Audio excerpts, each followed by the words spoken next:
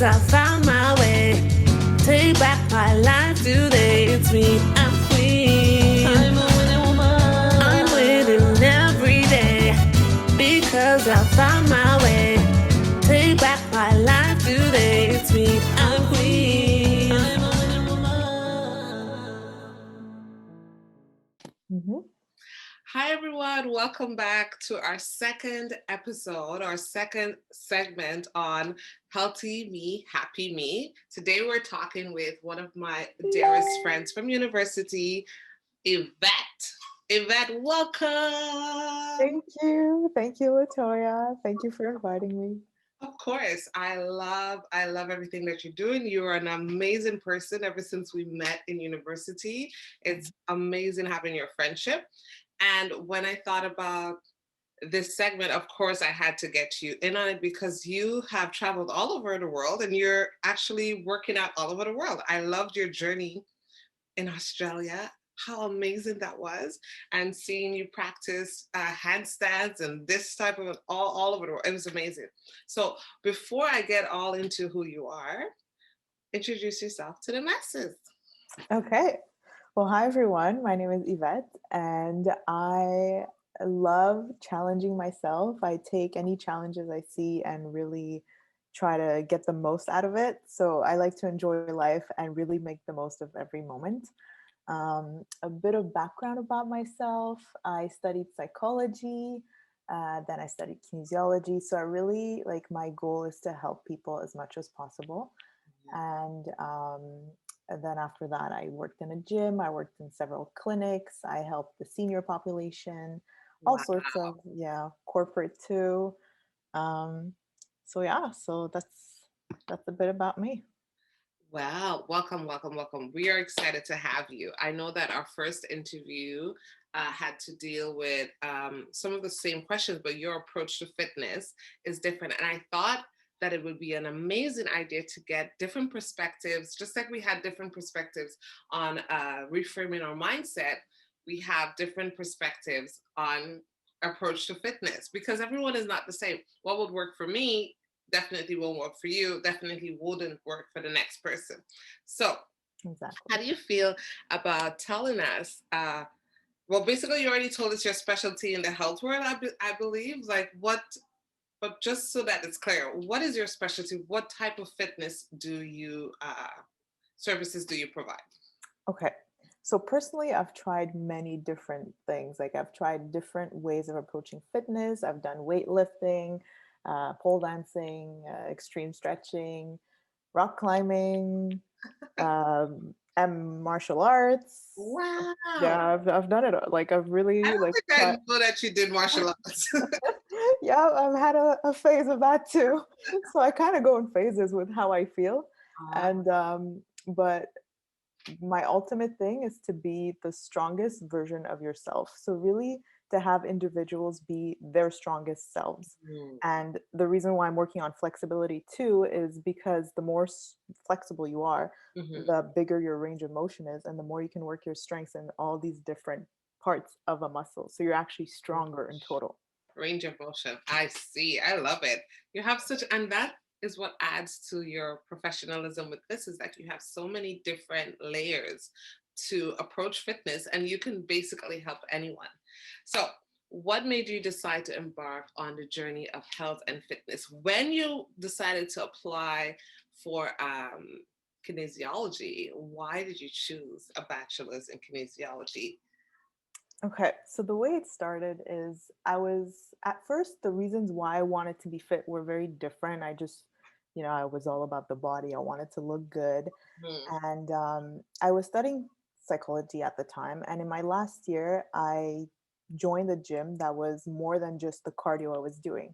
So I got a personal trainer and I learned a lot about how the body moves and all the different exercises, and that everything has a purpose. And it just it just opened up my eyes to what fitness really was, and that there was so much more to it than I actually thought. So I'm like, okay, I want to know more. So, and I wasn't just going to do a certification of something. I wanted to be really, I really wanted to know what I was doing and really understand the human body. So that's when I decided to do my other bachelor's in kinesiology and do that. come to McGill. Yep. Awesome, awesome. That's where we met in kin classes. Yeah, it Oh, was awesome. so I don't even remember what class it was, but I'm sure it was okay, I guess.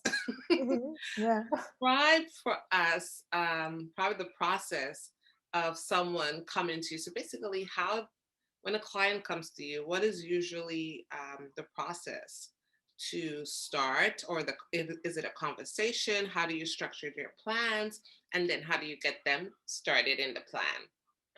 Yeah, so the best way would really be a conversation to get to know what their goals are, why they want to be fit, and then what their underlying reasons are. And then Mhm. from there, we can build a plan and then continue with motivating aspects and continue talking. So it's a combination of working out and talking about it. So it's really fully integrated. Oh, I love that, fully integrated. And as you're talking about fully integrating having a fully integrated process, here comes the amazing video that I saw of you this week, where it totally blew my mind and I connected and it resonated with me because my approach to life and specific things is a holistic approach, not just in the naturopathic way, but that we need to develop the different dimensions of wellness to be a whole human being. And I heard your video this last week, I believe, and it was talking about your approach to fitness, which entails the mind, body, and soul. And I would love for you to just elaborate a little bit on that because it was amazing to hear and impactful to me. Oh, thank you. And so happy you enjoyed it. Yes, I did. So cool. So basically, what I was explaining in that video is that fitness is more than just the body. There's literally a three-dimensional component to it. There's the mind that plays a role, and there's also the soul. So your mind is kind of the thinker, the strateger, the planner. Mhm. So you kind of need your mind to be able to do the stuff your body needs to do. But at the same time, your soul is the one that really gives you the reasons why you want to do something. And as you're leveling up internally, you're able to kind of shift it and really get to the source of why you're doing something so that it's long lasting and it's not just like a band-aid solution of let me just get fit in 30 days and okay, I'm fit now and then that's it and then you stop because now what, right? Yeah. Because you've achieved your goal but that was just a temporary goal. Mhm. So working on the soul and the mind at the same time as well as the body is really a way to have you be fit for life.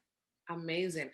And I just love that because what we've realized when I started these interview segments, I realized that to achieve goals, fitness goals, financial goals, whatever goals that they may be, there are other factors that affect our decisions.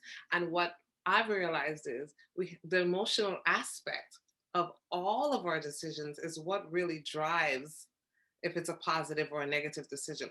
Just as if a negative attachment to fitness or a negative why, I'm doing this because I'm trying to lose weight to gain the respect or the love of another person, that external factor or reason, and not, like you're saying, deep within your soul, for me, for my existence, for my benefit, if that's not the main goal or the main objective, 1 month later, like you say, it's over. It's over. It's like, I'm here. What do I do with this now?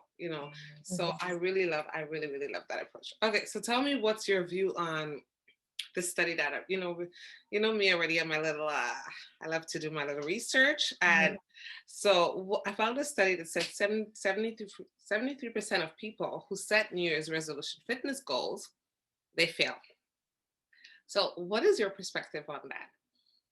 Well, the reason why they fail is probably because it was a bad date solution. And the reason why they wanted to be fit was not exactly serving them. It really was a solution to gain validation from something external, or it wasn't for them, but more to kind of put a band-aid on their insecurities, which is not the healthiest way. Like you said, it's the negative approach to put setting a goal for Mhm. fitness. Mhm.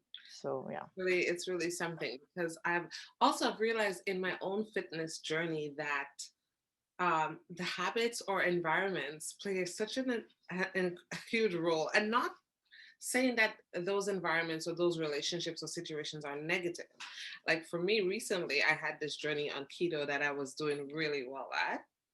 And 1 or 2 days, because my mom decided to cook me a beautiful dinner, which is not keto. And I loved the dinner, but I couldn't refuse because, she worked so hard. It literally catapulted me off of track. And so sometimes what I'm saying all of this to say is that even some good situations or good environments may not always be conducive to our goals and our goal success. And sometimes something that could seem positive will take us off track, which is kind of what happened to me. So I'm getting back on track right now. So you said in your approach for mind, body, and soul that you help individuals to sort of figure out motivation or how to continue to be motivated. What is an example of you helping someone with their motivation or helping Okay. them? Yeah. Yeah. Okay. So, for example, in your case, it's important to realize that it's okay to not be 100% on your plan always, because that's a very um, planning way to do things. It's not really going with the flow. But once that's what I'm talking about when I'm talking about the soul level, Yeah. you know? So it's important to realize that it's all a process. It's not like you have an end goal and you reach it and that's it. It's more like little steps, focus on the now, and realize that everything you do is practice. So even if, let's say, you had a setback, Yes. getting back onto the program or whatever, that is practice. And it's okay to not have it right completely in the first time, because every time you get off, it's an opportunity for you to practice to get back on. Yeah. So Oh, thank you yeah, so much, honey. You definitely helped me there. you're welcome. That is so true, because we really, we really can be our biggest critiques and our biggest, you're doing so horrible. Our Hmm. biggest, negative perspective raining down on us when we've not completed something the way that we've thought about. But I really love that your approach is, of course, you're not going to consistently keep saying it's always okay. At some point, we have to really address the coming off and the getting on, the coming off. But it's important to understand when you're just starting that there may be some hiccups and we can manage those. Okay, so how does kinesiology lend itself to shape your process of creating fitness programs for your classes? I'm sure it's an incredible asset. So tell us, in what ways have you used kinesiology for your fitness plans? Okay. And wait, So before that, probably mhm, give everyone a quick um, definition of what kinesiology is. Or that's a good kinesiologist. idea. Yeah, That's a good idea. yeah. Yeah. So kinesiology is the study of the human body's movement. So there we go. So it's a combination of anatomy, physiology, biomechanics, all the stuff about how your body moves and what your body is made out of. So that really helped me because I can use the combination of anatomy, which also talks about what functions your muscle have, Mhm. and the combination of biomechanics, which is um, how an external weight impacts one muscle, or how a certain movement impacts a muscle. And I combine these things to create my own exercises. I have such a deep understanding of the body that I can create my own exercises and make something that would usually be okay, make it more challenging, which Mhm. maybe not everyone wants to hear, but it's really the way to get you the strongest that you can be without hurting your joints. So there's also a component of injury prevention, which is part of kinesiology too. So it's Very really, important. yeah. So it's really getting your muscles as strong as possible by not weakening your joints. Yeah, and I think that's really important because sometimes a lot of people they're leading these fitness programs, and of course you can visibly see that they are fit themselves to some capacity, but some people do not know how to properly teach uh, fitness exercises without hurting or harming yourself, and it's like we need to be educated on that. But what is really interesting, I find, is that kinesiology and kinesiologists I don't see them in the forefront. So where are kinesiologists working? Where can you find a kinesiologist? That's a good point. I mean, some of them are in gyms, Ah, I was there too. Some are in clinics, some are in hospitals, some are in other more corporate settings. hmm, It's a mix of all the health domains out yeah. there. They're like everywhere. You can find a kinesiologist, everyone. Yeah. What I really loved is that when I took your stretch class, you really had um, you can see your vast knowledge, but it's not intimidating. Hmm. Like the way you approach it and the way you speak to your clients, it's very welcoming and very comfortable. But it's so knowledgeable. Like you can take, well, I've seen that you take one exercise from, just basic, even below basic, to extremely difficult based on whoever's needs. And it's okay if you can't do the next level above. So you always make everyone feel comfortable to it's okay to work at the level that you're okay at. So I really love that approach. Okay, so we're gonna see a little bit of you in movement. So let's get ready for that. Okay, so I was thinking of doing something for the chest, like to open everything up. So let's start with a little bit of a warm up and then we'll do a few stretches and a few exercises, okay? So you're gonna start with just head circles, side to side. Just letting loose. Breathe while you're doing this. And then start rolling your shoulders forward, big circles. And backwards. Get in there, all the way up. Breathe. Perfect. Now move your arms forward, big circles.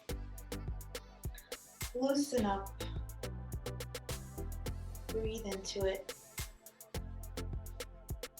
And backwards.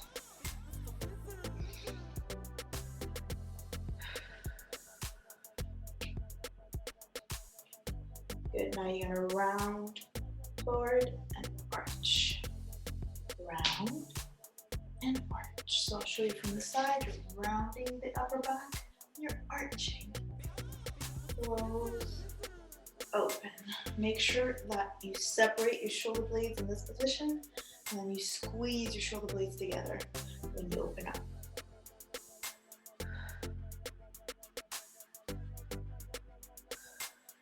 Good. Now let's do a little exercise for the rotator cuff. It's good for your posture. So you're just gonna have your knees slightly bent, stick your butt out, shoulders back, and then from here, open, squeeze your shoulder blades together, and then close. Squeeze back down. Make sure your hands come a bit more forward than your shoulders, and then when you open, they go a bit more back. Let's do a few more. This is really good to open up the chest. Great for your posture.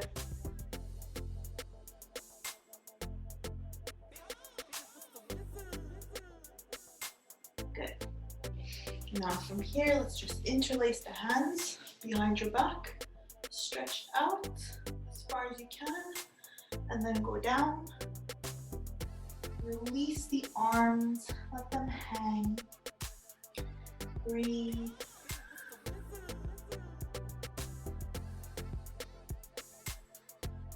Slowly bring your arms back. Unroll your back gently. Roll your shoulders back again. Take a deep breath in. Stand on your toes. Reach your arms up as high as you can. And exhale. That's it. Good job, everyone.